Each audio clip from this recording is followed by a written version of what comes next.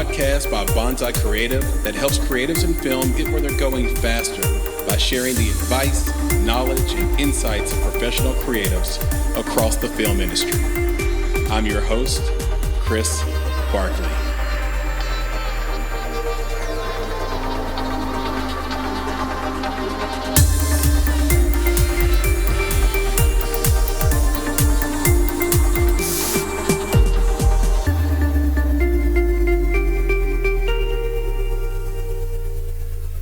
Well, hello, everybody. My name's Todd Looby. I'm the executive director of BendFilm, the organization that runs a festival and a 30-seat micro cinema here in beautiful Bend, Oregon, Central Oregon.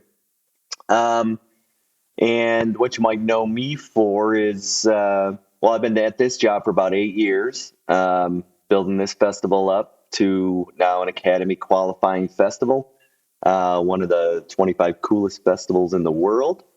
It's been a lot of fun doing that, and now running a daily cinema, which is a lifelong dream of mine. And before that, I was a filmmaker, making a lot of narrative and documentary features, and running the fest circuit. And now I'm enjoying this. And what we're working on is building the festival up even more. Getting prepared for our 20th anniversary or 2023 and seeing what else we could do with this thing and what we can do with film to make sure that better films are being made by more people. So that's kind of the long-term goal. Todd Looby, welcome to the Make It podcast. Thank you so much for having me, Chris. It's a real pleasure and honor to be here. Anytime, and congratulations on being an Academy Award film festival, qualifying film festival. That's a huge deal. You mentioned a little bit about your past before becoming the executive director of the BendFilm Festival. So I want to give this audience a little deeper sense of what you've been working on. I'm going to read from a bio. As I always say, this is the internet. So if anything sounds incorrect, feel free to amend to that and make me repent for my sins. Todd has led the BendFilm organization since 2014. In that time, the organization's budget tripled. It has acquired a daily operating cinema, the Tin Pan Theater, and was named top 25 coolest festivals in the world in 2019. Todd began his professional career as a business manager for Chicago's largest general construction firm. While working in the construction business, he taught himself filmmaking and eventually made the leap to full-time filmmaking in 2008. Todd's second narrative feature, Lefty, screened at festivals across the country and was named in the top 10 movies of 2009 by the Chicago Tribune's Metro Mix. His follow-up, Son of None, a narrative short shot in Liberia, won the Special Jury Award at Slamdance 2011 and won Best Short at the Boston Film Festival. Todd's last narrative feature, Be Good, stars established filmmakers and actors Amy Siemens and Joe Swanberg and was called Well Acted, Crafted, and Observed by Variety. Prior to BendFilm, Todd was the executive director of Franciscan Works, an organization that currently supports a boarding school and 15-acre farm in Liberia, West Africa. That's pretty amazing. And one of the things that jumped out to me right away was that this thing is happening in Bend, Oregon. So B-E-N-D, Oregon. Mm-hmm. Now, I have had the pleasure of spending some time in Bend, Oregon. And it is, I would love to. It is one of the secret treasures of this country. So for these listeners that don't know why a film festival in Bend, Oregon would be named top 25 coolest festivals in the country, tell us about and describe Bend, Oregon for folks. It can be described several ways. Let's say there's a few different things going on here, which I find really fascinating.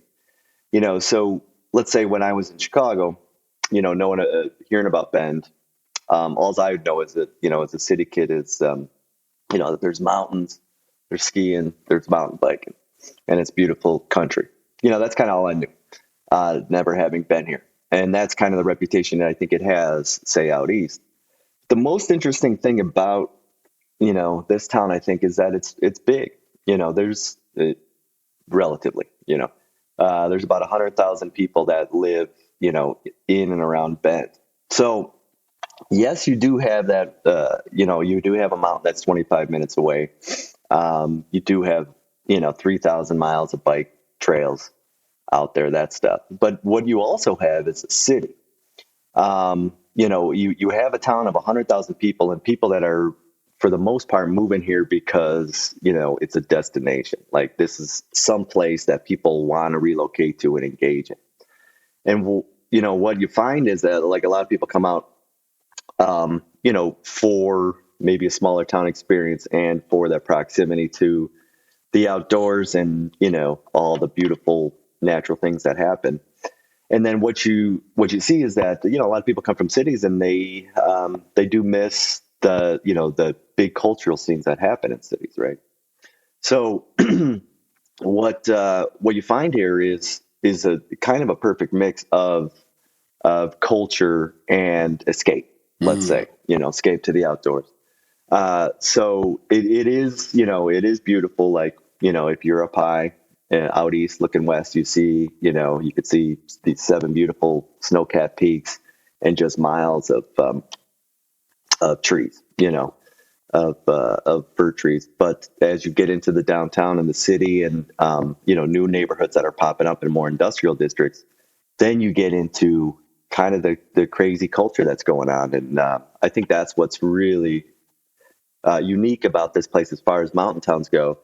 And, and it is sort of just, it's a whiteboard that anything can happen, like everyone's moving here and everyone has, ideas of things to do, things that aren't here being met, and, trying their own thing. So, and that happens creatively and, community organizations, things like that. It's been really cool to engage in and see what people are coming up with. So, since this is like the Make It podcast, like I feel that there is this entrepreneurial spirit that, that's really alive here. People just kind of coming out here and figuring it out. Yeah, I felt that for sure. I went there and experienced incredible beer. Yeah. Incredible food. I didn't even mention the beer with all that. Yeah. I mean, that's, like after 8 years, like that's a huge selling point early on, but you're like, I mean, it's pretty wild, that beer scene, and like with all of the stuff going on, like I'm saying, I forgot about that. And that's actually kind of a big deal because it's awesome. It is. I was up there with my friend Carissa, and the outdoors thing is real. We actually got inspired to run 5 miles together in the freezing cold just because we saw the trails. We're like, how are we going to see the city? We're like, the best way to see the city is just to take a run. Like the trails go straight through. And so I would encourage anyone to go and make sure you go and visit this film festival as well. And we're going to talk more about that. It happens October 6th through the 9th in person, and October 10th through the 23rd virtually. We'll talk more about that and plug that some more as we go. I'm curious how you taught yourself filmmaking. Was there a moment in your childhood coming up where you realized you wanted a life in film? Yeah, it's interesting. The only thing, so I grew up on the far south side of Chicago. So I was in the city, and, it was like a kind of an Irish neighborhood with, there's a lot of like cops and firemen and stuff like that. And there's a little blue collar neighborhood. And, so everyone, there were no artists like in the neighborhood. There was, art wasn't a thing. So, film film wasn't a thing. People saw movies, right? But film, no one, I hadn't heard the word film till I was like 17 or something, So, like there's no, example of someone, oh, he's a filmmaker, I want to do what that guy does. It's like, oh, I want to be a cop, a fireman, or a lawyer, or, maybe that guy's an engineer. That's kind of where I was going. And that was like what you did. So, but there was this one dude who lived on our block, and he was known as kind of a, I don't know, just an interesting guy. And everyone heard that he was making a movie at one point, like he was a few years older than us. And, so he was in the barbershop down the street and making a movie. And like, that was the first thing that, probably in my head at, 12, 13, knew that people did this thing, made movies. Right. So never really thought about it again until I went to college, and I went to the University of Illinois down in Champaign. And there was like an intro. I was in, an engineering major, but there was an intro to, there was an English 103 class, it was called, but it was like an intro to film. So it was mostly just like film story, film theory or whatever, but it was awesome because you would watch a movie a week and then talk about it. So a lot of Hitchcock and, it's like Daughters of the Dust and Meshes in the Afternoon. And, but the biggest thing was like the end movie was Apocalypse Now, which they showed on these big, huge, the old laser discs. And that was a big thing, like, ooh, look at this new technology, But it was cool. Like, you just sit in the library and like, like I had seen Apocalypse Now before, and they had a cool, really cool screening room. And I was blown away. And then, so after that class, then I did, sort of start looking more into film and seeing it as like something that, hey, this might be interesting, because, engineering at that time wasn't totally cut in. I don't think I was necessarily prepared to, by my high school, to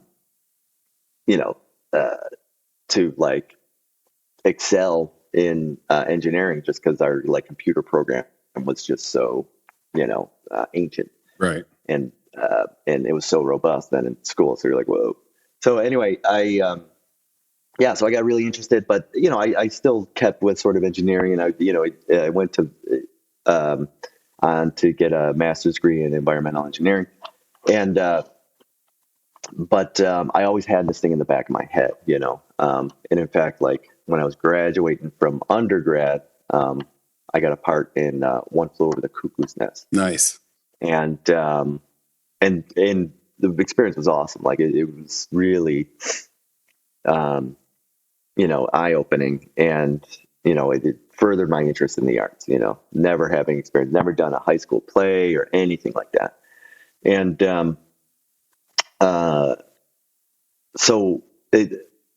as I got out of grad school, actually, it was my last semester of grad school where I was actually in this play. So I was sort of deferring that film thing for like 4 to 6 years. And was there a fear there? Is that why you were deferring it? Like to tell your family and that, hey, I really am interested. I caught the bug.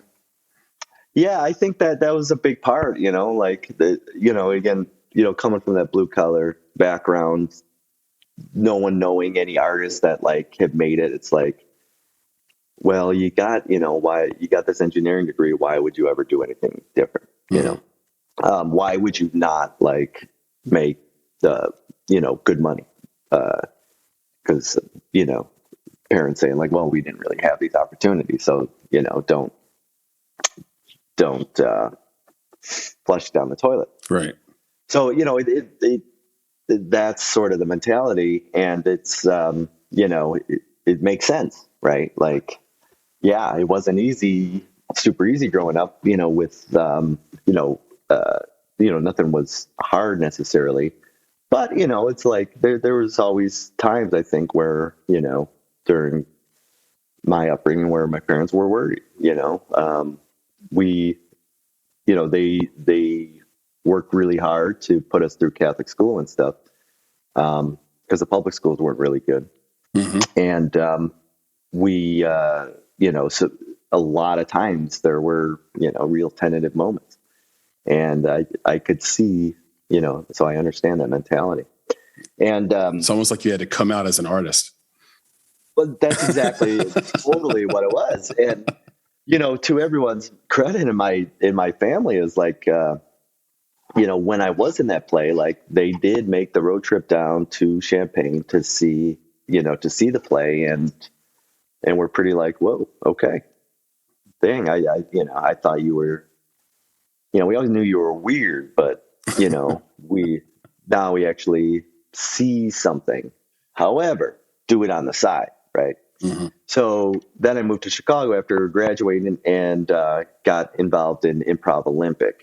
So I had a buddy, in fact, my buddy who moved to Nashville, he was always doing stand up and or Second City in Chicago. And he said, well, come and do this Improv Olympic with me. And Improv Olympic is now called IO, but, you know, it was essentially the hub of improv in Chicago and frankly, the country. When you have like Sharna Halpern and Del Close, just legends in the improv world, that launched, Jason Sudeikis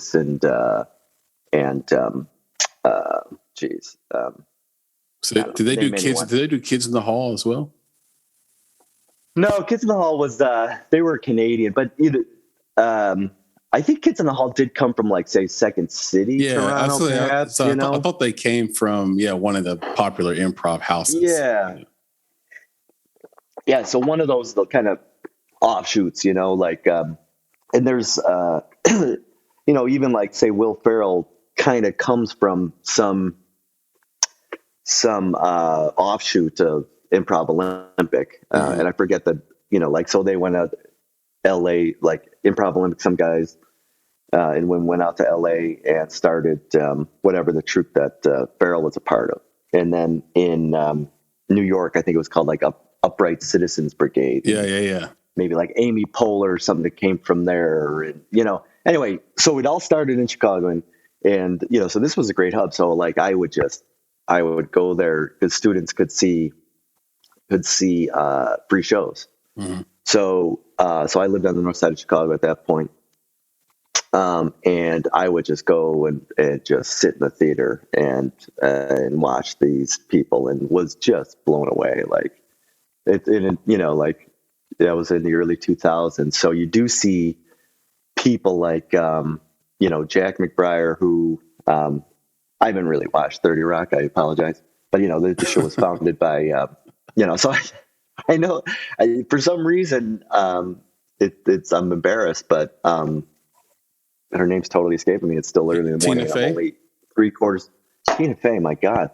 Thank you. That might happen a couple times in this interview. So if you get my back on those things, I've got your back, brother. I got your back. Thank you. I got 3/4 of a cup through coffee and I need more. But anyway, yeah. So Tina Fey and then Jack McBrayer, who's like the page guy in 30 Rock, so I watch him and like guys like Dan Beckendahl and mostly like the cast of Veep. Mm-hmm. Were all these people that I would sit there and watch and just blown away by it. And while I was doing that, so I had this good buddy and he was working at, let's just say, an internship in Portland. And for this internship, they would get all this overstock stuff and give it away to the people they were working with. And he goes, at one point, he meets up with me and, we're back in Chicago and he says, hey, I don't know what to do with this camera, but they gave this camera as part of the internship. I know, you're really into film, so check it out. And it was a really early model mini DV camera. So probably from like 97, the model was. And I remember he handed it to me and then I spent all night like reading the manual and like getting really excited about what these things could do. So that just kind of started. So then, and what was really cool about it, and I hadn't really seen models like this after, but this particular model, and it might have been some kind of prototype, and that's why it got to this overstock thing, was literally like that big. So this is in the late 90s and literally could fit in my jeans pocket. So I brought that thing everywhere in my early 20s. So as we bounced around Chicago, I would just film everything. And, someday I'm going to revisit. I mean, that stuff's like 20 years old now. So it'll be really cool to go back over that stuff at some point.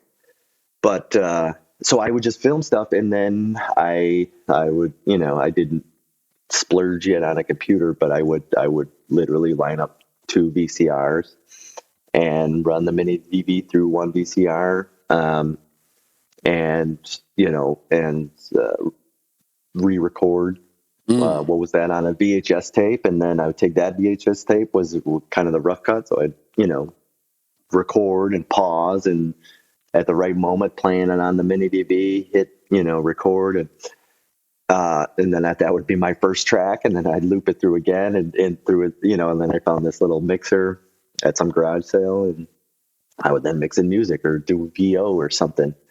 And, did that for a couple of years, just kind of learning it. And then I finally got an iMac in like 01 or 2 or whatever, when I was working in construction management and finally had some money. And then I would just, I'd work all day and then spend all night doing improv and or editing, that stuff. So just teaching myself how to do it until, so I did that for about 7 years until the construction company I worked for said, "Hey, you're into film. We want to film the project." They were building a new air traffic control tower at O'Hare. Yeah. And they said, "Why don't you film that?" So they paid me like a lot of money. So I'm like, okay, yeah, I'll do it. And then I had a boss who said, "Yeah, you can't do both." And I said, "Okay, I'll do film." And, they bridged that time where, I needed some money. So at that point, going back to the fact that, you should make a living doing something like this. Like, I had that security. So at that point, then I was like, okay, this isn't a huge risk, since I am going to make money with film. So I'll go film and quit that job that I didn't, like. Learned a lot from, but didn't like. Right. And I've always thought that people who have an engineering mind have what it takes to be above average or great at music or film. It's like the same muscle. Thank you for saying that. Yeah. And then vice versa. If you find yourself being really good at film or cinematography or playing piano or guitar or something like that, there's probably a pretty good chance you'd be a good engineer as well, because you're a problem solver. Yeah. Yeah. That's I mean, that's, I think, what it boils down to. And it's really interesting you say that, because a lot of people, who are brought up as artists and then get into, say, some sort of business, or you need some sort of routine to create or whatever. And you do find that they do, adapt all of these organizational things that, engineers start with. So it's really fascinating. It's kind of the same brain space, though, in like, common, let's say, perception is that that's two totally different things. Right? I find they're very, they're very closely related. I find the same thing. They're very, very similar. So you got this job shooting a film for O'Hare Air Traffic Control, which is so cool. It's kind of like you put your intention out in the world, and then someone noticed it, and then it even came. The universe came and found you and said, "Okay, shoot this film," even though it's not the film you wanted to shoot. Then you made that transition out of that construction job into filmmaking. How many sleepless nights did you have trying to make that transition? And how did you explain that to everyone in your life, that you were going to leave this construction job that had been lucrative for you? Right. Yeah. When you say that too, I can't discount privilege at all. I talk about this blue collar thing and whatnot, but the interesting thing about where I grew up is it was a very well connected neighborhood. Like, I went to high school with, Mayor Daley's son. He was my age. So in the, this high school is, relatively well known one on the south side called Mount Carmel. So, like Donovan McNabb was a year behind me. Simeon Rice was a year ahead of me. So it's relatively well known, but it's a blue collar school, but it's really well connected. So, yes, I like made these decisions and I took these risks, but I had the privilege of those connections where, I'm in a right environment to hopefully someone pick up on that, what you're saying, putting yourself out in the universe. I knew enough people with enough resources or influence or whatever that, I wasn't totally, just throwing it all out there. So, like that's important to say, because I know, there's so many artists here that really like, there's no plan B, like these are people I've always admired that really rolled the dice, really took a risk, really, went in all or nothing. Right. And, it's a different life experience for sure. And, that's why, artists that do that and succeed, deserve all the credit, and those that don't deserve, any, what I want to say, like discredit, derision, because yeah, exactly. Because perhaps they didn't have those, the resources or the luck that other people had. So anyway, but yeah, I mean that the only like lesson in that is, if you do feel it and you do want it, you do have to give it a shot at some point, Yeah. So kind of back to your credit is like, you do have to throw it out into the universe and see what happens. Yeah. You owe it to yourself. To have a plan B would be. Yeah. Well, it's kind of like I always equate it to a tightrope walker, right? So yeah, there's a different focus and a different level of interest in a tightrope walker that doesn't have a safety net below him or her. Yeah. If you go to a circus, you'll see a tightrope walker, and then below there'll be a big giant safety net. And it's fascinating that they can do it, but that nobody's going to die. And that's really great. It's actually pretty comforting. It's like, oh God, they're not going to die. It's good. They make a mistake. And then you see these crazy guys that will tightrope between skyscrapers. And if they fall, it's over. And exactly. That brings in millions and millions and millions. That scales. That brings in millions of people because we just can't believe it, because we would never do it. I was talking to one of the people that works with us named Elise the other day, and I was telling her that when someone bets you, like challenges you to a bet, what they're saying is I would never do that. Therefore, I'll bet you $50 you won't do it.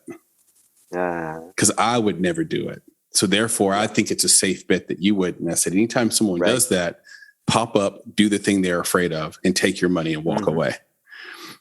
Because to be in this business is to be a bit fearless. And they can't believe how fearless you can actually be. You went into filmmaking full time. You took that leap.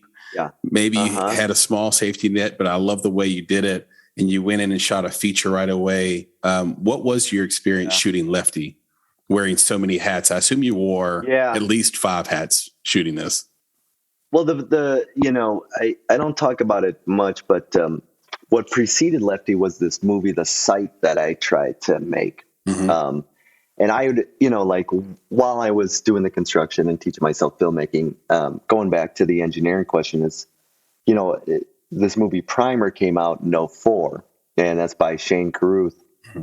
And, though we won't hear anything more from Shane, I think for a long time, rightfully so, he was a big inspiration in that his experience seemed pretty similar. Like, I think he actually had this engineering background, and this was a big hit at Sundance. Primer. So, he had this engineering background, but the story of the movie is like he had $7,000 and he had a 16 millimeter camera and he had some buddies and he made this movie. So he sort of, we came from the same brain space, at least, it was something I could really identify with as far as creatively, in that he said, this is what I got. I got $7,000. I got this camera. I got these friends.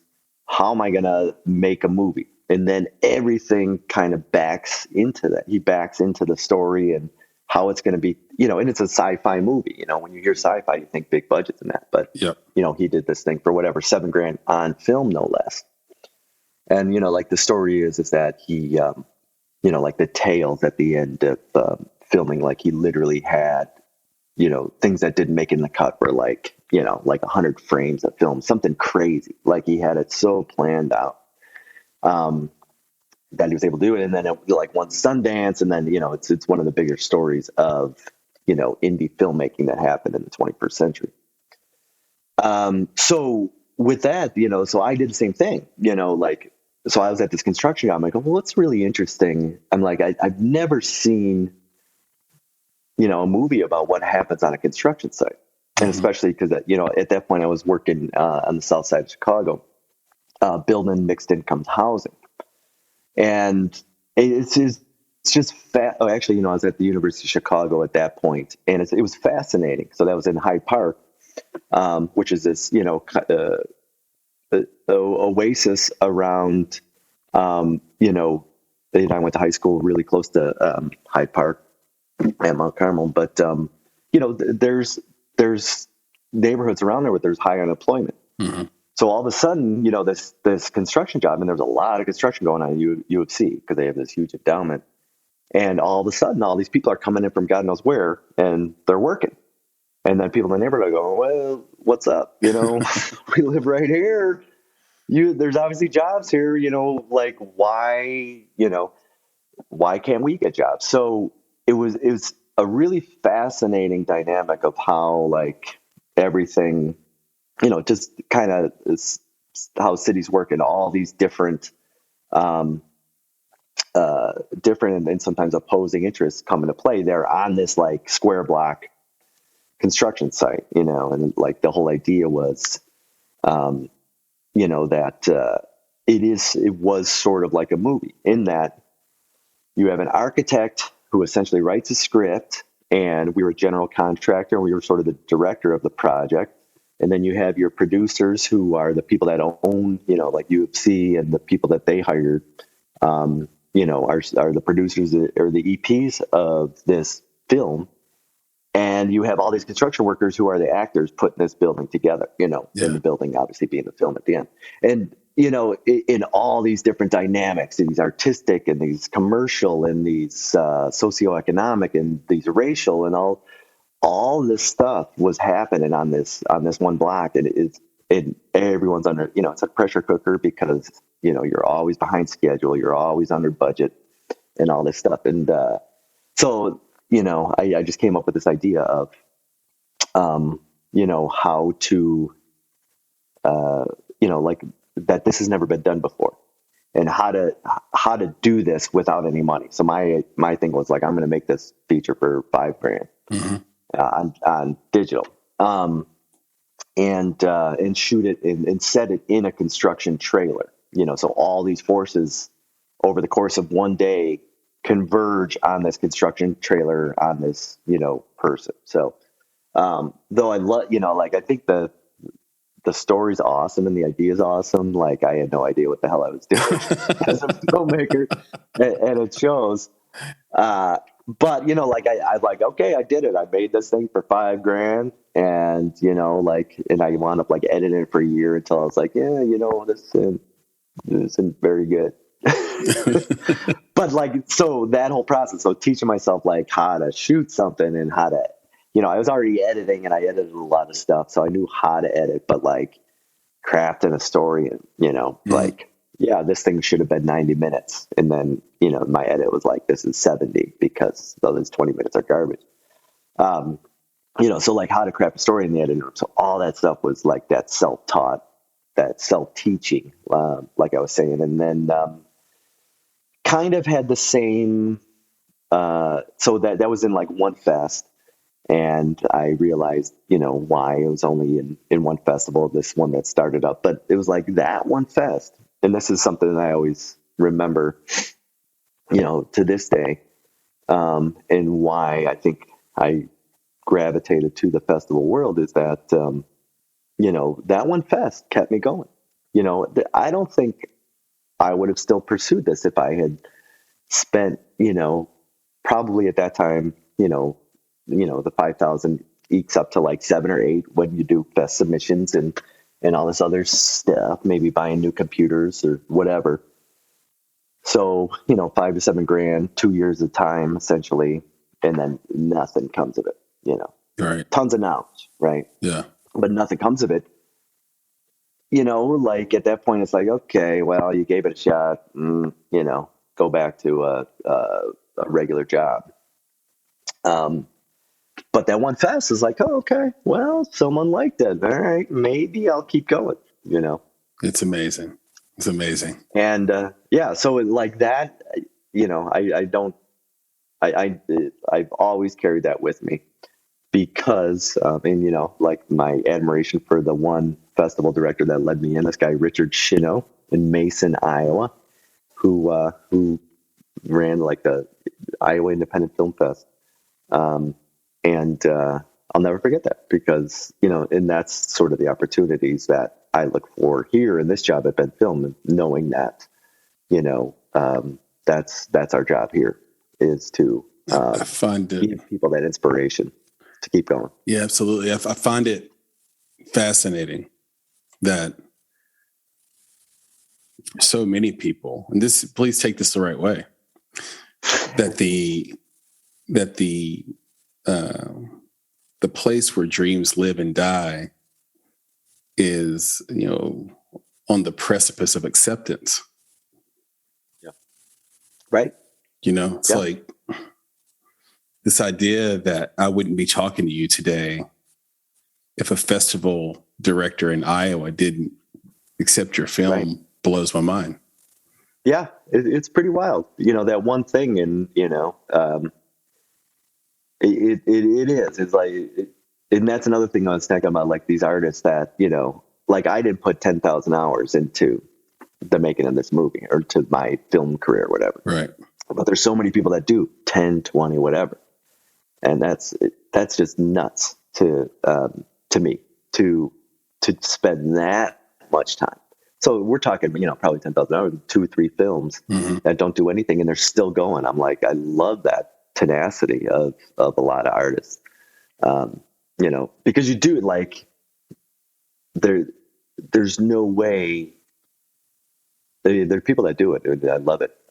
We made a program out of it, First Features, but like just how to carry yourself on a set if you've never done it before, like just that kind of stuff. Yeah. Not only like knowing your voice and how to put your voice out there, which is a huge thing, and it's a process that might take time, but then how do you run everything? So like to do it on your first time is so hard, and it's also so expensive to do it for a first time. So to survive to do it again when nothing comes of it, when that acceptance hasn't come, it's really admirable. Yeah, it's about having something to say. And there's a movie, Coda. I don't know if you've seen it yet, but it's...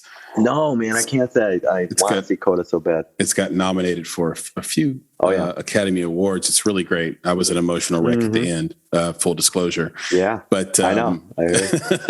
But there's a great line in it where the music teacher in the film, I can't remember the actor's name that played that part, but he was wonderful.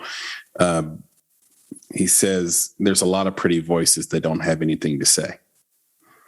And he mentions that David Bowie described Bob Dylan's voice as sand and glue.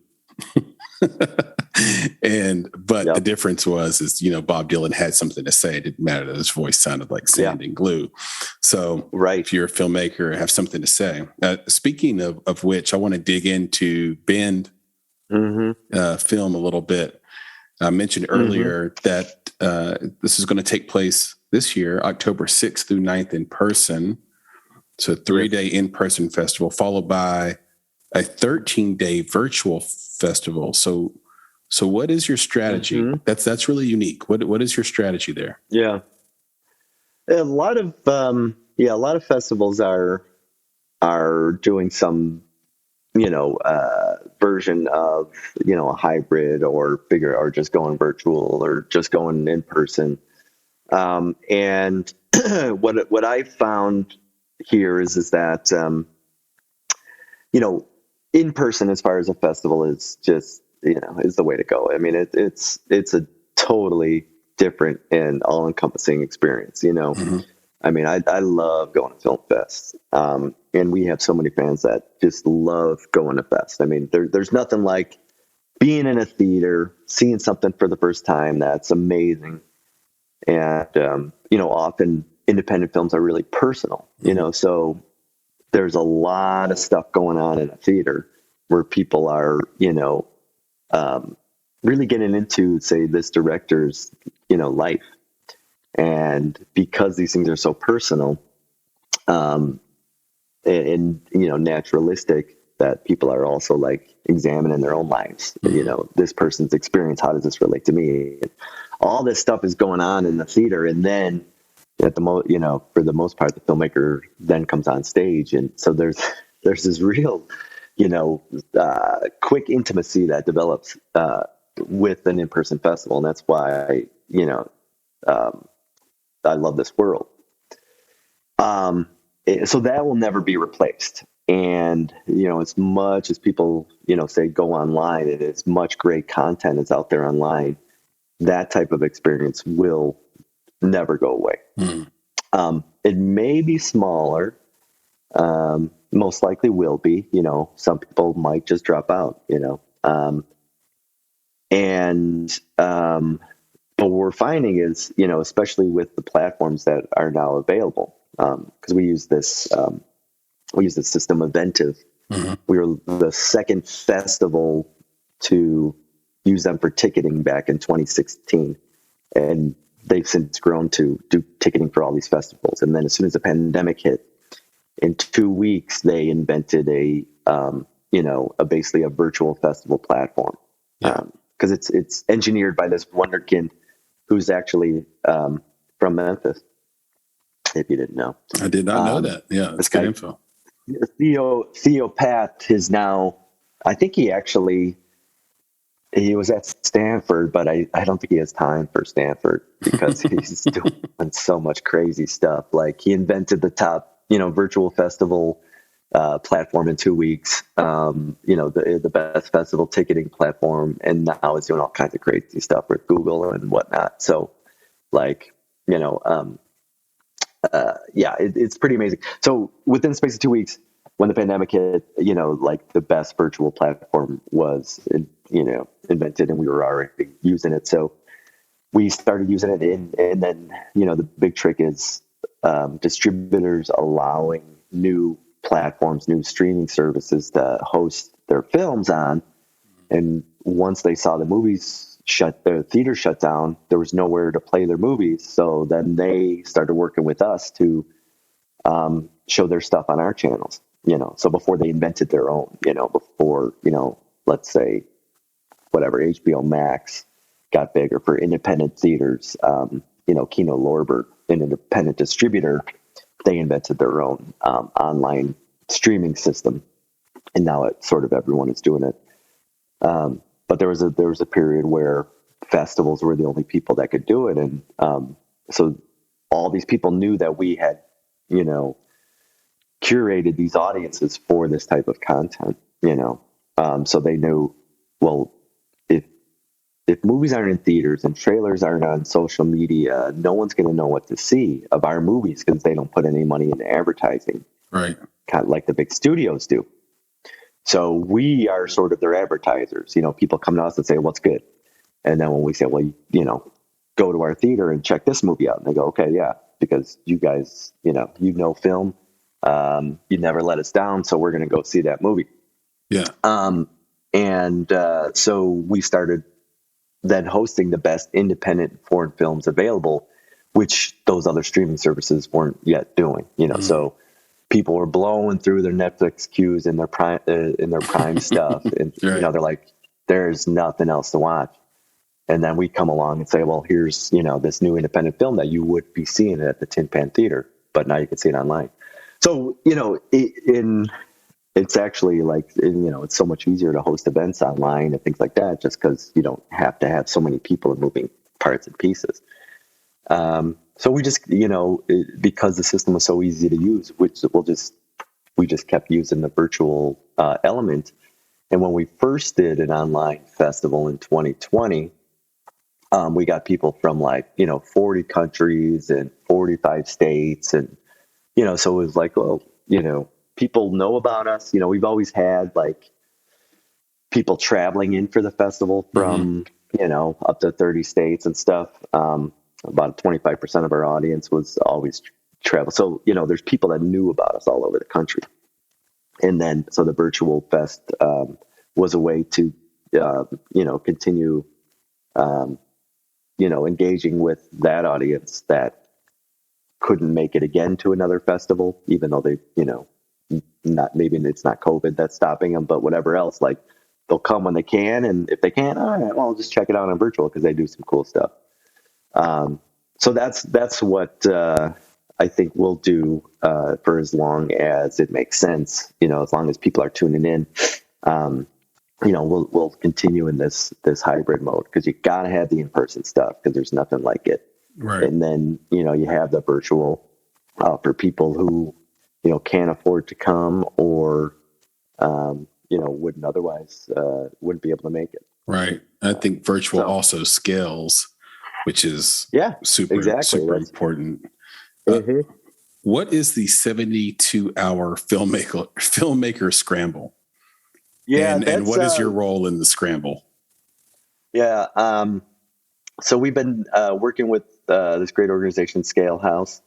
I think we've been doing this for about 5 years, where we'd meet in the summer, and I'd give a little shoestring budget filmmaking workshop.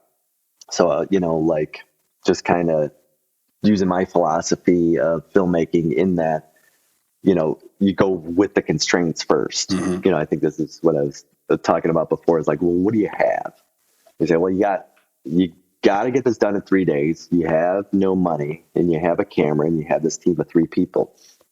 And here's an idea of a movie. So, at the end of this workshop, we'd say, okay, well, here's your clue. Now you got 3 days to make a movie. So submit this at Sunday at 6 p.m. or something. Right.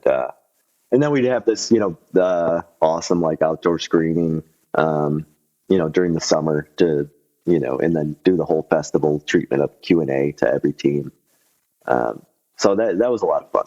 Yeah, it sounds like a blast. We have something similar, I guess, on the East Coast, a 48-hour film festival. It's kind of similar. The only thing with the 48 is that there are T's and C's, or terms and conditions, where you submit the film, but you have to write or call them for permission to use your film or monetize it, because because I think they want to be cut in on the monetization. Yeah, they basically own the rights to your film. This is oversimplification, Todd, but I believe they own. I think they own the rights to your film if it runs through their festival. But I know one of the people who helped run it, great producer named Jennifer Bonnier, and from her, I think she says that they're really not very strict. Like at this point, they have thousands and thousands and thousands of films. And so if you're one of the people who call and say, hey, can I have the rights to my film back? I think they work it out with you pretty easily without a lot of fight. Oh, that's nice, at least. But I don't think these filmmakers necessarily know that they don't own their film anymore once they submit it. Maybe they do. Somebody can hit me up, contact at bonsai.film or on Twitter. Let me know if I'm full of shit here or not. You talked about nothing's like being in person. I totally agree, because the networking goes deep instead of wide. What can festival attendees expect this year? In person, specifically. Right. Well, so attendees, I think what we try to do every year is to just broaden the experience. And, to make it more immersive. Mm-hmm. So if you're coming for the fest, we're going to have so much going on, and you're going to be sort of transported to this world that's not necessarily here, like everyday life, So as soon as you get out of as soon as you get into a theater, there's going to be, a small band on stage. Nice. And it's going to be maybe background music as you talk about the last movie you play or what you're excited for, whatever, to people you just meet. So that's going to be going on. And then, you are going to be introduced to the filmmaker that's going to show their movie. And then you're going to have, this Q&A with them after and get to meet them. And then, as you go to the next one, you're going to see some kind of, let's just say some weird stuff going on outside. We did this a few years ago that I want to bring back. It's just like, there's some cool cats in town doing some, interesting, like circusy act type of stuff. So hopefully as you walk from one bend to the next, you're going to see something really weird, some kind of street theater or something. And, and then, as you sit down to like a meal at a place in between movies, you're going to run into someone who, is going to be thumbing through their thing. And then you're just going to, go up and talk to them. What'd you see? What'd you like? What should I see? So that sort of thing, just transforming the town into this, this little oasis of culture and a real engagement on what's going on in the world as well. It's an escape. So that's what I, like when we talk about always like branding the festival, like whatever is going to be on screen is an engagement with what's going on in the world. Because like I said, independent film is it's typically really personal. These personal stories transform to something fictional, let's say, or a documentary for that instance of like what is really going on, and here's the real story.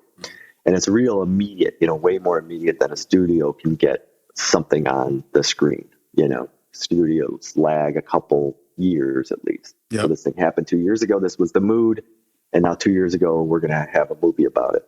Whereas indie film, it shrinks down that timeline. And so there's going to be a really deep engagement about what's going on in the world, interpreted from all different perspectives and life experiences. We love to have a lot of diversity in the program so that if you go to the festival, you can experience, what's going on in the world from all these different angles.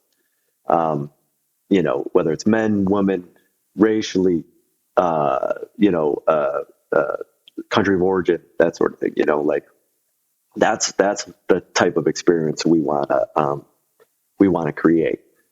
So it's a deep engagement in what's going on in the world, but, it's also totally separate from how the world is. So you're immersed in this atmosphere where you're really engaged and it's fun, even if issues you're talking about are hard.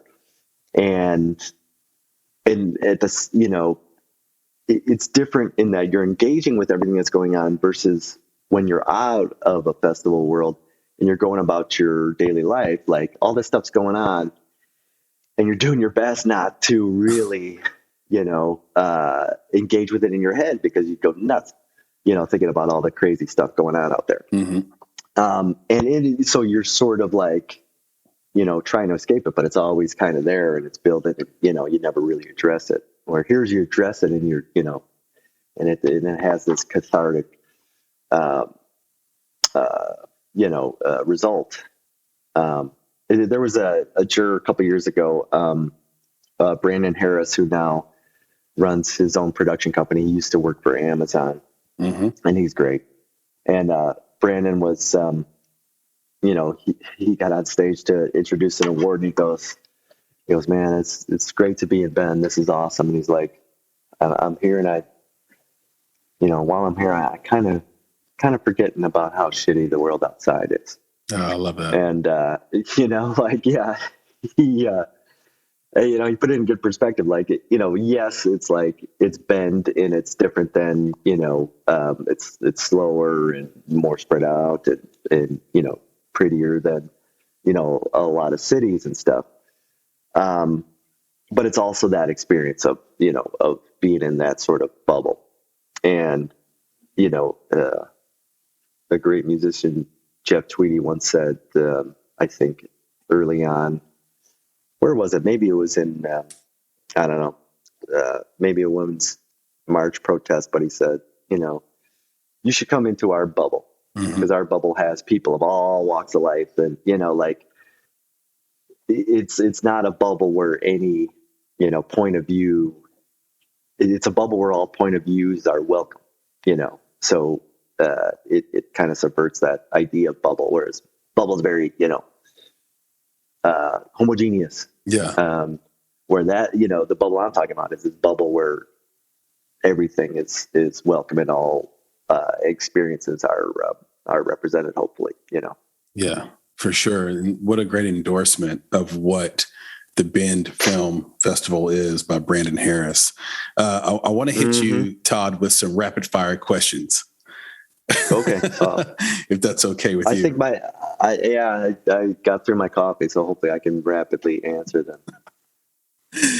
What are the 2 best pieces of advice you received so far in your career, and who did they come from? Yeah, it's I think there's this one superintendent on a project I was working on when I was in construction, and he said, just have a goal. And I don't know if it struck with me because it's so obvious, and that's how I was always thinking, or that this was new to me, and that he's, just have a goal. He's like, I wanted to have a boat. So I set a goal for 2 years. I'm going to have a boat. And, then he started putting the pieces together. And I thought that was, I think that story just still sticks with me. One conversation I had probably in like 2002, and then 20 years later, I'm remembering. Mm-hmm. And I think that's really good advice. Is just have a goal, and you figure everything else. You work backwards to achieve it. Yep. Have a goal. I want a boat. It's not like I'm going to have a yacht or whatever. I'm going to have a boat. Okay. Well, what do I have to have a boat? You start piecing it together. I have $2,000. Okay. I'm going to buy a hunk of junk. And now, since I set it up for 2 years, I'm going to figure out how to rehab it, in those 2 years. For sure. I think that was a really good piece of advice. And like the other thing, and I don't know if this was I guess I could say it like, in the construction job, there was this boss I had at one point that I couldn't stand. And, he was brilliant and really good at his job. I get it. But man, I just didn't like him. But he said, be insanely curious. So we're, I'm coming from this environmental background, and then I went into construction management just because someone gave me the job. And I wasn't doing anything else. And so I didn't know anything about construction.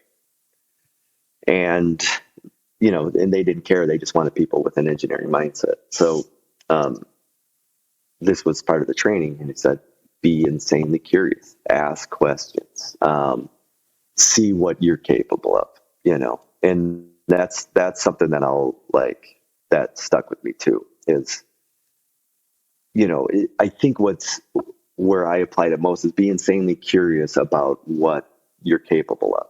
Mm-hmm.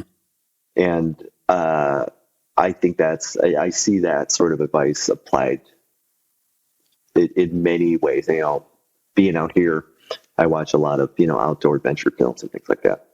And it is like once you push yourself to a limit you didn't think you could get, that is amazing what it does for like self-confidence and all different capacities of life, I really was capable of doing that, and I didn't think I could.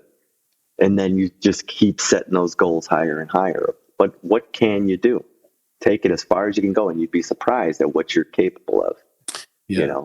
I think that was really that advice and mindset is really informative. Yeah, I totally agree with that. I have a similar piece of advice that it's like have a goal and break it down. I'm always fascinated about how people will talk about things they want as if they don't exist physically in the same world that they're in. I'd love to one day have a Bugatti.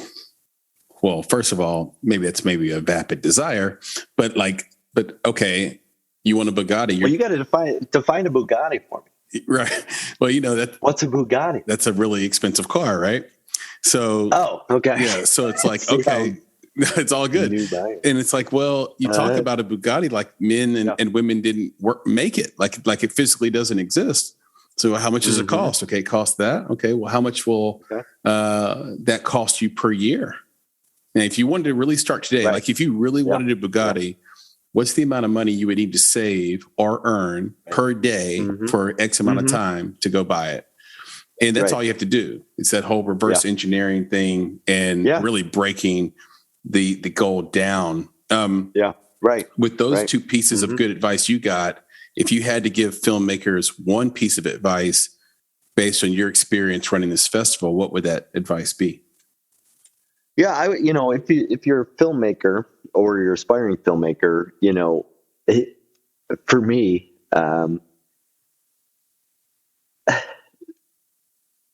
it's kind of the same thing as think small, think about what you got. Think about, welcome the constraints. So, the film that actually, for me, actually wound up like doing something versus like, creatively helping me develop a voice and actually doing well as far as critically and audience wise, was this film Lefty. And that's a real exploration, let's say, of the neighborhood that I grew up in the mindset that we all had. And so that was, well, what do I have that's cool? I have these friends that are funny. So, most of the people in there weren't actors. They were just friends. And we have this unique sort of neighborhood. So that's what we got. All right, now how to craft a movie around that. And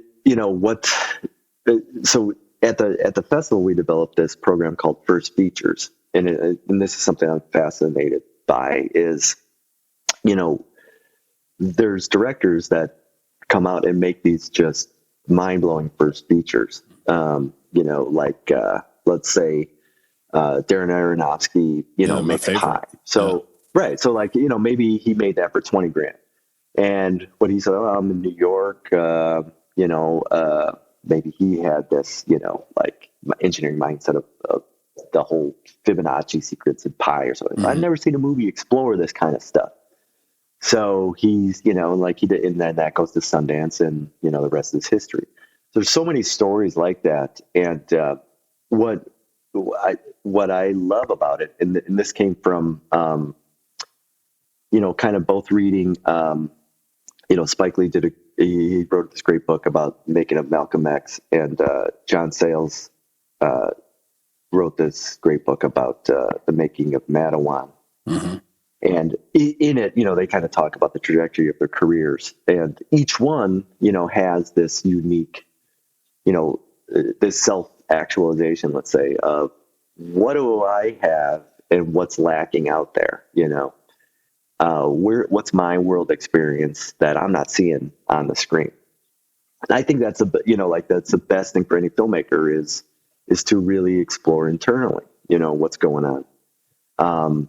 Because, both of those, let's just say, from filmmakers from, different life experiences did fill that gap of something that hadn't been out there, I think Spike's first movie, She Gotta Have It, right? Like there wasn't a movie like that beforehand, like exploring, Black characters in that capacity, right? Like by someone coming from a Black voice.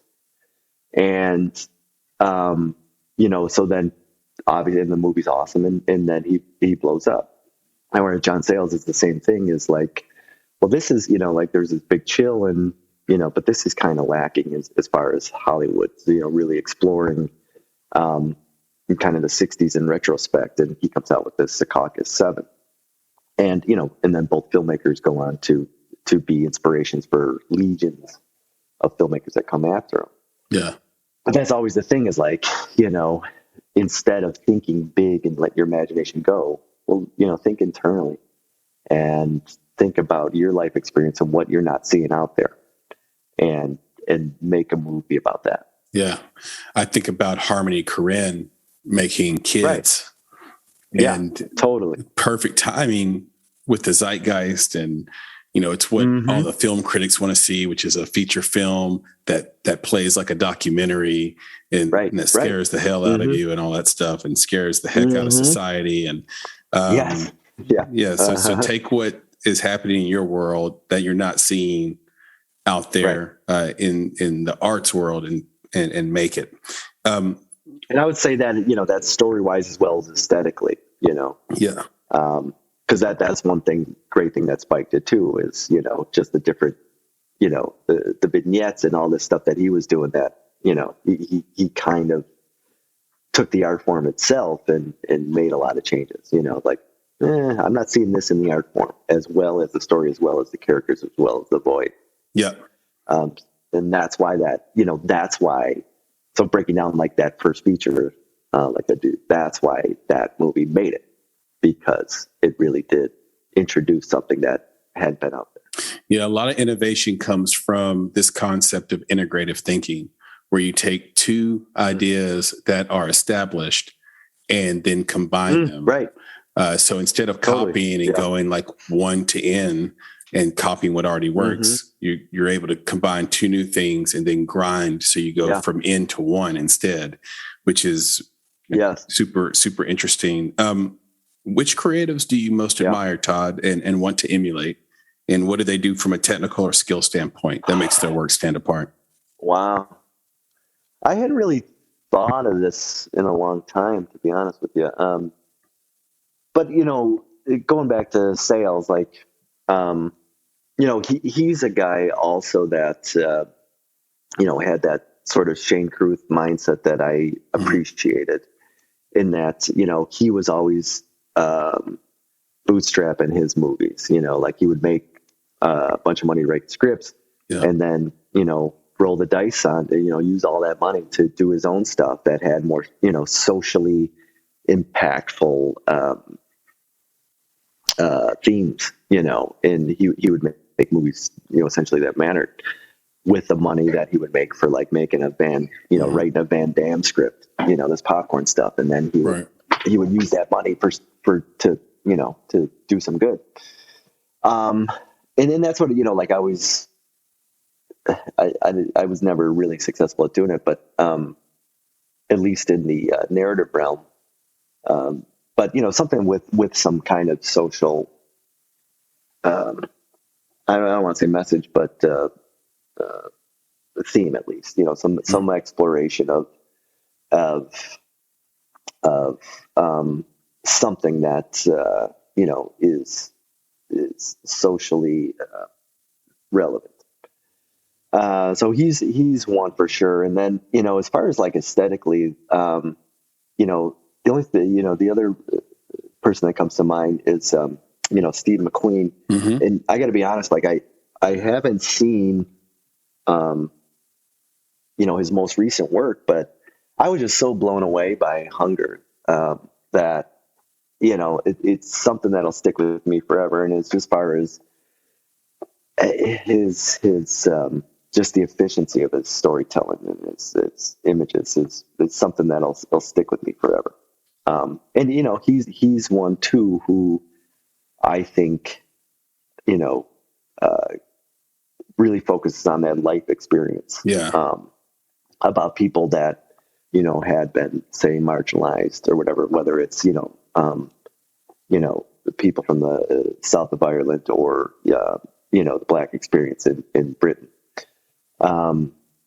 It's just that's the first two that I think would just come to my head as people I think about often and work I would love to emulate. Two good choices indeed. What are the biggest creative and business mistakes you see newcomers making? I would say not being mission focused is a big area. Again, what do you really want to say? What are you really out to do?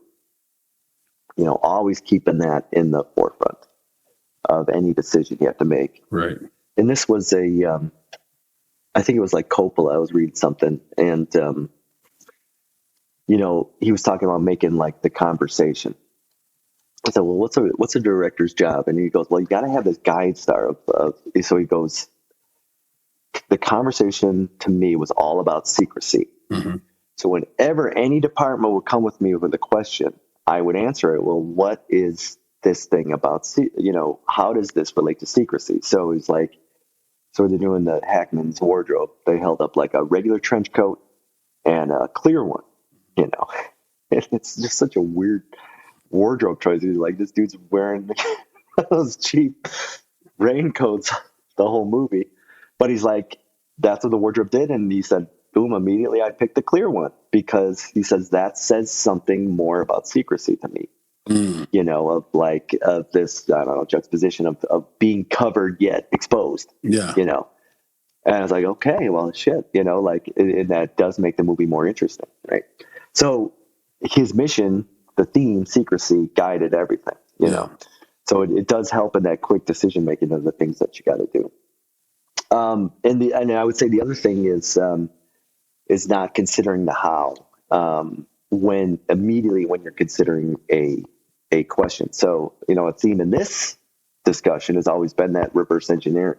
Yes. And that's a big thing. So as soon as someone comes to me with an idea, as part of this job, after the idea comes out of their, after I hear the idea, I'm immediately thinking of how and when and who, to break it down. Cause no idea is bad.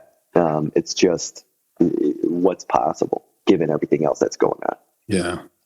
And, so first how does this meet the mission?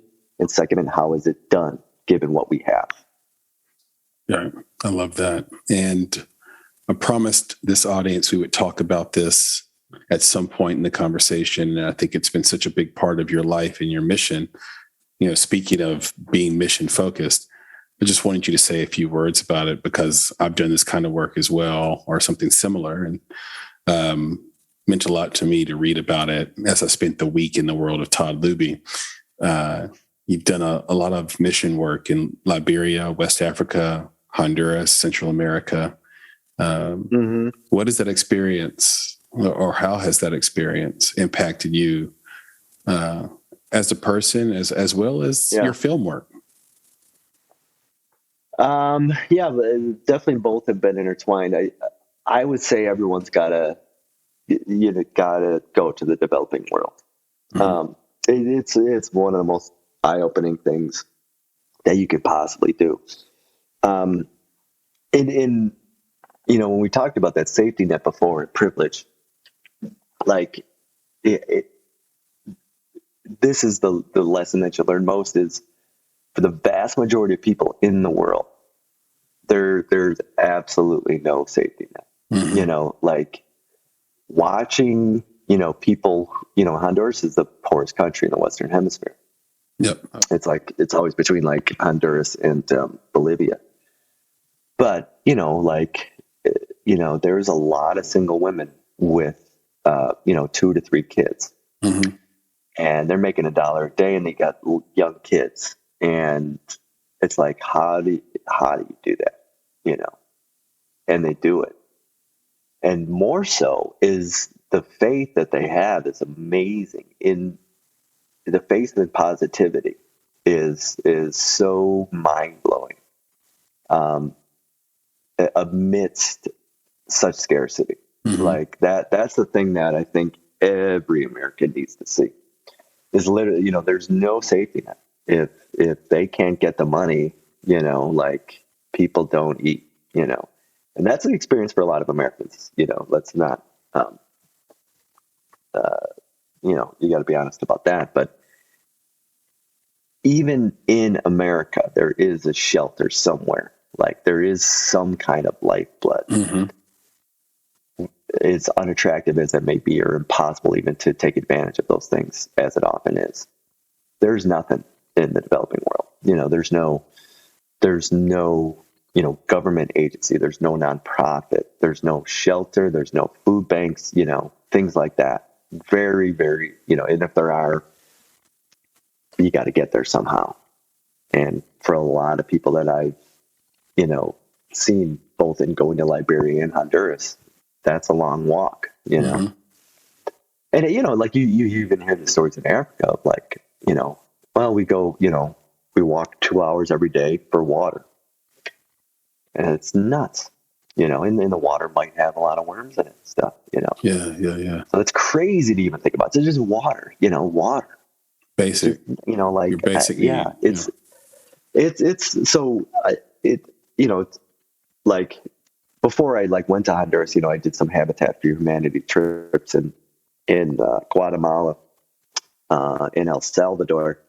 And that, like, that's what I would encourage most people to do. Like those experiences were so informing that I wanted to do a longer time overseas, with people. And, I think going back to, sort of the hope and the positivity that everyone has and the faith that they have in that things will work out is really the biggest lesson there that, frankly, I think people in the Western, more privileged world have more existential angst that is really like more negative than lacking of any sort of physical comfort. It's really interesting. I mean, it just to see how people are so celebratory of life because they know how fragile it is. You think you'll ever make a feature film out of your experiences? I tried to make a documentary about some of the moms I met in Honduras. Mm-hmm. And I have a lot pieced together, but like I think what I would really love to do is, we had this weird thing where, everyone had cell phones, obviously, but we had this thing where, we had a phone number that we gave everyone before we left. So please keep in touch. And then we went to the US and lost that number. Mm. So they can get us. And, I would love to, follow up on what happened. Because as soon as we left Honduras, there was a coup there and, things started getting crazier and, cartels started really getting into Honduras to fill that void when there was like governmental, instability. So, again, these people already starting from a really scarce place, how are they surviving there on their own? So I would love to try to reconnect. And then, so at some point we have, this footage from 2008 and 2009 and at some point going back to revisit to see what's going, how they're doing. That would be, I think, a really, that would be a good project to really see. Yeah, I'd love to see that. That would be amazing. And there is a difference, when you go to Guatemala, you can give folks your Facebook page or whatever, because they have the internet, they can have internet cafes and they can just look you up that way. But when you go to Honduras, which was the latest trip my family took, it's so poor there that they're not necessarily going to be able to find you on the internet. So it's a story that needs to be told and told in a really unique way, where it hits home and we understand that at least to some degree, our standard of living might come,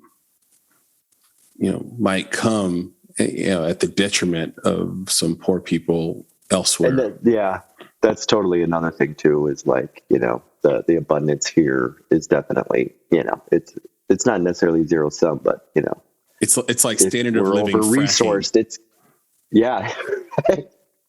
It's like we take a long straw and like suck those resources out and bring them right. It's like a type of fracking. It's a steal. Milkshake. It's a steal. Yeah, it's a steal from Daniel Day-Lewis. Yeah.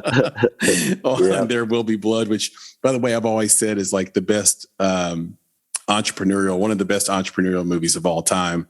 And nobody thinks of it that way. But the opening scene with this man in the dirt. Yeah. That's what it's like to have to build your own business from scratch. Yeah. And nobody knows that more than you, Todd. Todd, you've been awesome. This has been an incredible conversation. Can you anytime, can you let everybody know where they can find you on social media, on the internet, and maybe even see some of your work? Yeah. So, and thank you for having me. It's it was a really great conversation.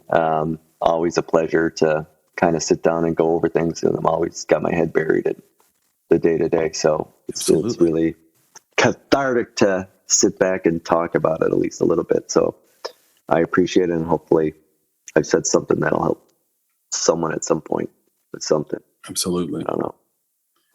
But, I'm on, I don't really check my Instagram much, but for social media, I do scroll on Facebook. They'll only post stuff about films we're showing.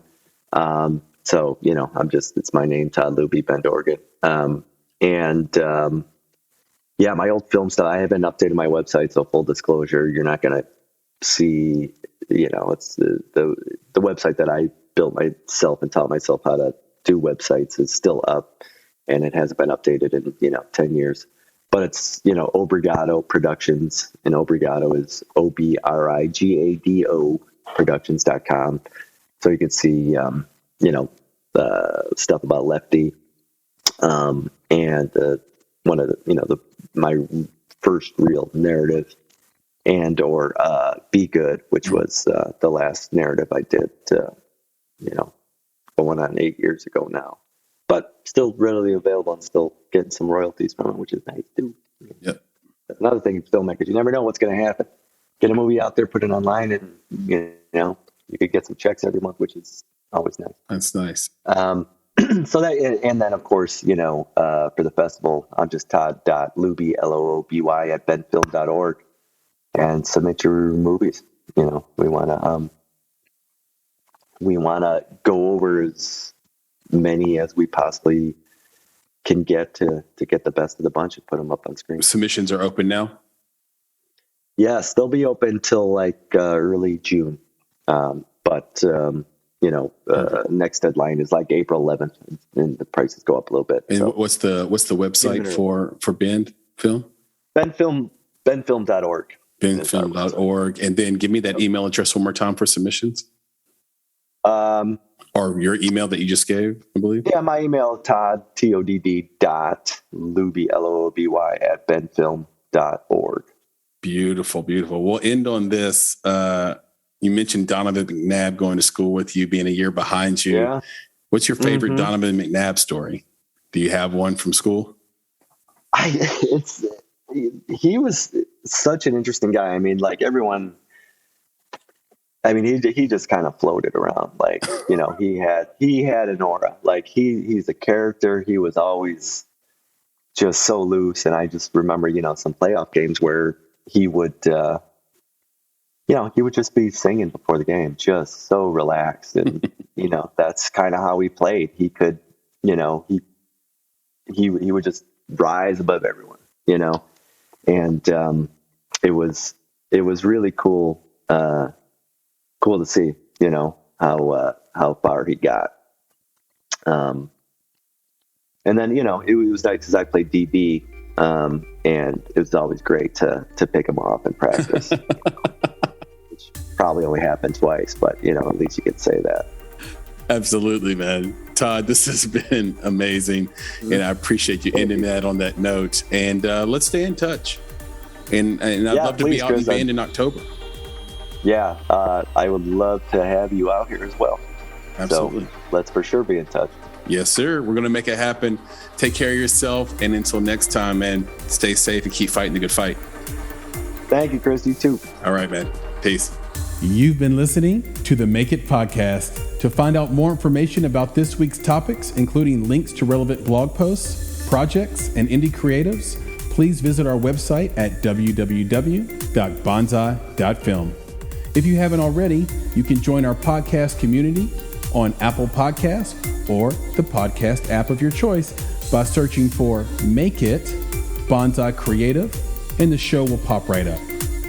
You now have the opportunity to support the production of this podcast.